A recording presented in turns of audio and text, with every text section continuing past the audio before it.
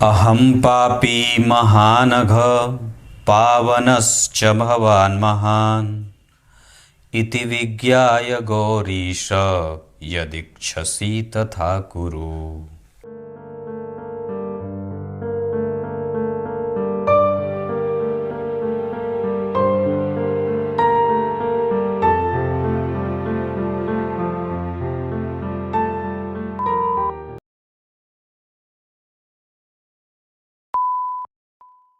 प्रिय दर्शकों, नमस्कार। एक बार फिर से उपस्थित हूँ आप सबके सामने। आज का जो कार्यक्रम है ये बुधवार का, मैं आप लोगों को गारंटी देके ये बात कह सकता हूँ कि आज का ये विशेष कार्यक्रम इतना महत्वपूर्ण है कि मुझे लगता है कि मैंने अभी तक इस चैनल पे 3700 कुछ कार्यक्रम बना रखे हैं। 3700 कौन सा ये कार्यक्रम जाएगा, 16वां या 17वां कार्यक्रम है। 3700 ये कार्यक्रम संख्या है 3711, है ना। 3711वें कार्यक्रम के बाद ये 3712वां 13वां कार्यक्रम होगा, जो ये इतना आप लोगों को जानना चाहिए कि मैं इसकी जितनी भी प्रशंसा करूं ये कम है। आचार्य वैद्यनाथ का ये सिद्धांत, मैंने अभी पूर्व में भी थंबनेल में एक बात लिखी थी, आप लोगों ने वो कार्यक्रम नहीं देखा है, जा करके देखिएगा। ये आचार्य वैद्यनाथ का सिद्धांत है और वो पूर्व के बड़े ही प्रामाणिक हैं, उनके ऊपर किसी का कोई संदेह नहीं हो सकता है। जो सिद्धांत मैं आप लोगों के सामने आज रख रहा हूं, ये आप सभी लोगों की कुंडली में ये एक साथ सामान्यतया सबके ऊपर लागू होता है। ये सर्वमान्य ज्योतिष का सबसे प्रतिष्ठित सिद्धांत है, जो हमारे पूर्व के आचार्य के द्वारा दिया गया है। शास्त्र में बात आई, आचार्य वैद्यनाथ ने लिखा, क्या लिखा कि जब कभी भी ये ग्रह जहां मैंने बिठाए हैं, ये सिर्फ सिद्धांत आपको लग्न चक्र में देखना है। अगर आपकी कुंडली में जैसे मैंने ग्रह बिठाए हैं, मान लीजिए सूर्य के साथ चंद्रमा किसी भी भाव में, या विशेषतया मैंने इस पे भी एक अलग कार्यक्रम बनाया था, पर आगे मैं उसकी चर्चा कर दूंगा कि सूर्य के साथ चंद्रमा अगर किसी भी भाव में बैठ जाएंगे तो चंद्रमा के बल को क्षीण कर देंगे, चंद्रमा के बल को कमजोर कर देंगे। पर उसमें भी बात मैंने बताई थी कि दशम स्थान के सूर्य और चंद्रमा व्यक्ति को देर ही से सही या कैसे भी करके तीव्र राजनीतिज्ञ बना देते हैं। दशम स्थान के सूर्य चंद्रमा भाव के आधार पे, बाकी दशम स्थान के चंद्रमा के अतिरिक्त लग्न, द्वितीय, तृतीय, बाकी के अन्य भावों में अगर सूर्य और चंद्रमा बैठे हैं तो ये चंद्रमा के प्रतिफल को कमजोर कर देते हैं या चंद्रमा को निर्बलत्व की प्राप्ति करा देते हैं। ठीक उसी तरीके से सप्तम भाव में भी अगर सूर्य और चंद्रमा बैठते हैं तो कई बार ये दोष मुक्त हो जाते हैं, है ना। दिशा के आधार पर अगर इस कार्यक्रम में आप और भी जानकारी बढ़ा दूं तो ये पूर्व दिशा है, ये पश्चिम है, ये उत्तर है और ये दक्षिण दिशा है। दिशाओं के आधार पे सूर्य, बुध और गुरु लग्न में बलवान होते हैं। दशम स्थान में सूर्य और मंगल बली होते हैं। सप्तम स्थान में शनिदेव बली होते हैं, जबकि चतुर्थ स्थान में शुक्र और चंद्रमा बली होते हैं। दिशा का बल प्राप्त होता है। ठीक उसी तरीके से जो ग्रह जहां दिशा का बल प्राप्त करता है, उसके पूरक भाव यानी कि 7वें भाव में वो निर्बलत्व की प्राप्ति कर लेता है। ये एक अलग सिद्धांत है जो आप लोगों को कॉपी पे लिख लेना चाहिए। पर मैं जो कार्यक्रम में बता रहा हूं उसमें बात आई कि सूर्य और चंद्रमा अगर एक साथ एक जगह पे बैठेंगे तो ये अमावस्या दोष लगाएंगे। सामान्यतया 12 अंशों से कम दूरी पे अगर हो रहे हैं तो ये तीव्र अमावस्या लगता है, उससे थोड़े ज्यादा दूरी पे हैं तो वो सामान्यतः चंद्रमा का कुछ फल आपको मिल जाएगा। ठीक उसी तरीके से कि जन्म कुंडली के दूसरे भाव में, किसी भी भाव की बात नहीं, ये तो मैंने किसी भी भाव की बात की, लेकिन अगर जन्म कुंडली के दूसरे भाव में मंगल देव बैठे हैं तो वो सामान्यतया निर्बलत्व की प्राप्ति कर जाते हैं या उनका प्रतिफल आपको नहीं मिलता है। अब यहीं रोक के जाइएगा, मैं जो आपको बता रहा हूं इसमें एक लाइन और जोड़नी है, नहीं तो आप लोग फिर मुझे प्रश्न में डाल देंगे।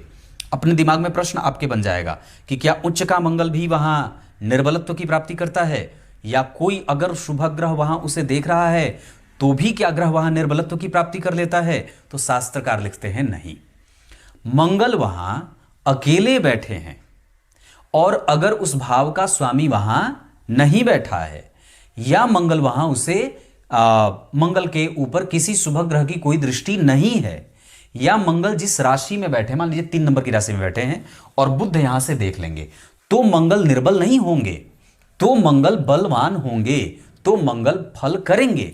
लेकिन मंगल अगर यहां नीच के बैठे हैं और अगर किसी भी ग्रह की दृष्टि वहां नहीं पड़ रही है और अकेले बैठे हैं, तो ये मंगल अपनी दशा काल में या उस मंगल के अंतर्गत जो भी कारक क्षेत्र आता है, पराक्रम, भाई, शौर्य, तेज, साहस, इन सभी चीजों में उस जातक की या मेहनत के बाद प्रतिफल, पैतृक संपत्ति, कुटुंबजन, वाणी, मुख, चेहरा, नेत्र, इन सभी चीजों में वो दोष पैदा करेंगे।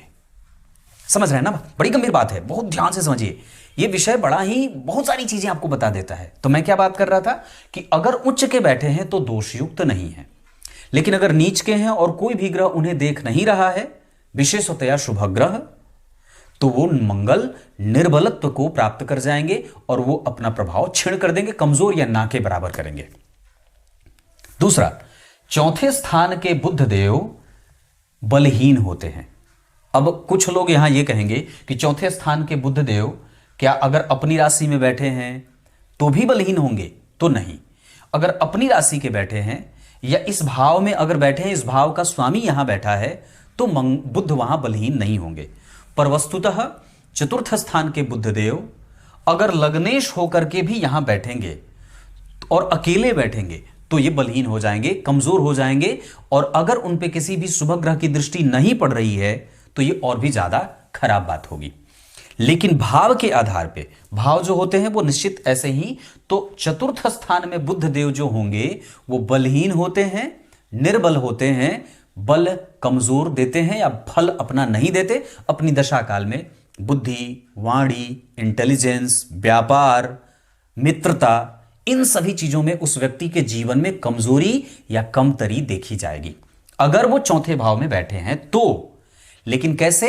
नीच के, उस भाव का स्वामी वहां नहीं बैठा है तो ये बात होगी, तब ये निर्बल होंगे, अन्यथा वो बल देंगे, अन्यथा वो फल करेंगे। अगर उच्च के बैठे हैं, किसी ग्रह की दृष्टि है, कोई ग्रह वहां उनके साथ बैठा है, अकेले नहीं बैठना चाहिए। यहां भी मंगल अकेले नहीं होने चाहिए, यहां भी बुध अकेले नहीं होने चाहिए और नीच के नहीं होने चाहिए, न तो ये बड़ी खराब बात हो जाती है। यहां तक बात समझ में आ गई होगी, कोई संशय वाली बात नहीं है। अब बात करते हैं, जैसे आचार्य ने कितना बढ़िया बिठाया, सूर्य, चंद्रमा, मंगल, बुध, गुरु, शुक्र, शनि। अब बात जब करते हैं तो पंचम भाव के अकेले गुरु नीच के हों, उनके ऊपर किसी ग्रह की दृष्टि ना हो और किसी भी ग्रह के साथ बैठे ना हो, या गुरु अकेले ही बैठे हैं किसी भी तरीके से, मतलब अपनी राशि को और अपने उच्च की राशि को छोड़ करके, तब ये गुरुदेव आपको एक जैसा परिणाम नहीं देंगे। कभी वो ज्यादा परिणाम देंगे, कभी वो कम देंगे। मैंने इस पे एक अलग कार्यक्रम बनाया था जिसमें बात कही थी कि पंचम भाव के अकेले गुरु, मैंने ये बहुत प्रामाणिकता से बात, मैं उसका प्रामाणिक मतलब उसका मैं वो हूं सिद्ध बात, कि यहां के गुरु व्यक्ति को एक तरीके की संतति देते हैं, या तो खाली लड़का होगा या तो खाली लड़की होगी, या तो वो पढ़ेगा तो उसके काम नहीं आएगा, या तो वो कुछ और पढ़ेगा करेगा कुछ और।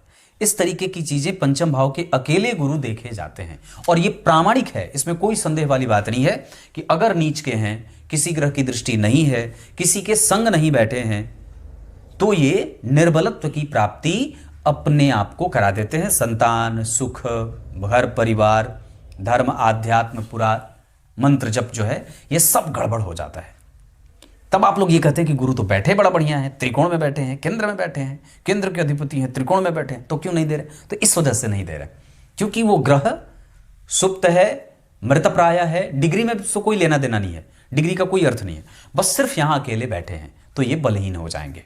उसी तरीके से शुक्रदेव अगर जन्म कुंडली के षष्ठम स्थान में बैठे हैं, नीच के हैं, किसी ग्रह की दृष्टि नहीं है और उस भाव का स्वामी वहां नहीं बैठा है, तो ये शुक्रदेव आपके जीवन में सांसारिक और जो सुख होता है, पति का, पत्नी का, दाम्पत्य का, अनुभवों का, मंत्रों का, ये सब कमजोर हो जाता है। उस व्यक्ति के जीवन में उस वस्तु की कमी देखने को मिल जाती है ना।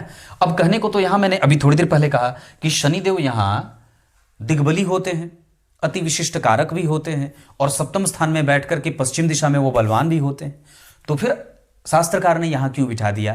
तो इसका यह सिद्धांत है, चूंकि ये विलंब के कारक हैं और शनिदेव यहां किसी भी व्यक्ति के लिए सप्तम भाव विवाह का विचार किया जाता है, और वस्तुतः विवाह की असली जो अवस्था होती है वो 25 से 27 वर्ष की होती है, 28 वर्ष तक बहुत ज्यादा है। तो यहां पे अगर शनिदेव बैठ जाएंगे तो विवाह में विलंब करेंगे, व्यापार में विलंब करेंगे, आपके प्रभाव को, आपके ऑरा को कमजोर कर देते हैं। या इस हिसाब से कि यहां शनिदेव जब बैठ जाते हैं तो उनका बल एक तरफा हो जाता है, देर से परिणाम देने का, उनमें बल देर से आता है। तो यहां पे जब कभी भी शनिदेव अगर उच्च के बैठे हैं तुला राशि में, अपनी राशि में बैठे हैं, किसी ग्रह के साथ बैठे हैं, तब ये बलहीन नहीं होंगे। लेकिन अगर अकेले बैठेंगे या किसी भी ग्रह से दृष्ट नहीं होंगे, कोई भी शुभ ग्रह उन्हें नहीं देख रहा होगा, तो ये बलहीन हो जाएंगे।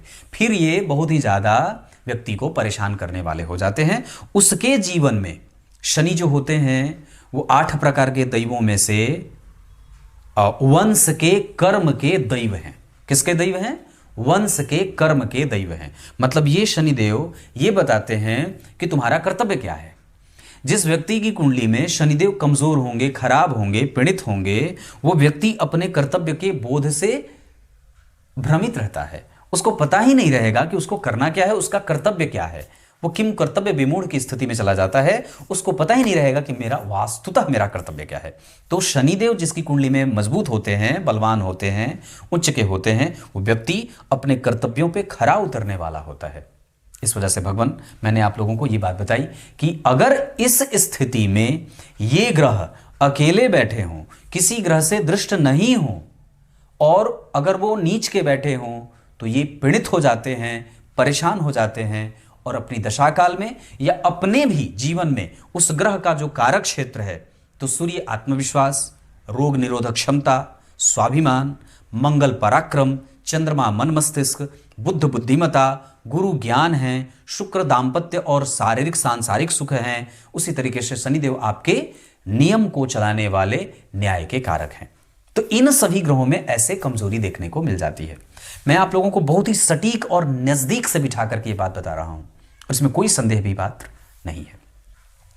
जो श्लोक पढ़ा है उसका अर्थ है, उसमें भगवान के सामने शिव जी के पार्थिव शिवलिंग के बनाने के बारे में, भस्म के बारे में मैंने पूरी चर्चा कर रखी है। इसमें आज जो भगवान वेदव्यास हैं कहते हैं कि मैं महान पापी हूं और आप महान पतित पावन हैं। इस वजह से मुझसे जो भी पूजा करने के क्रम में जो भी भूल हुई है उसे आप क्षमा करें। और ऐसा कह के भगवान भोलेनाथ के सामने साष्टांग दंडवत प्रणाम करना चाहिए। तब तक के लिए बहुत बहुत नमस्कार।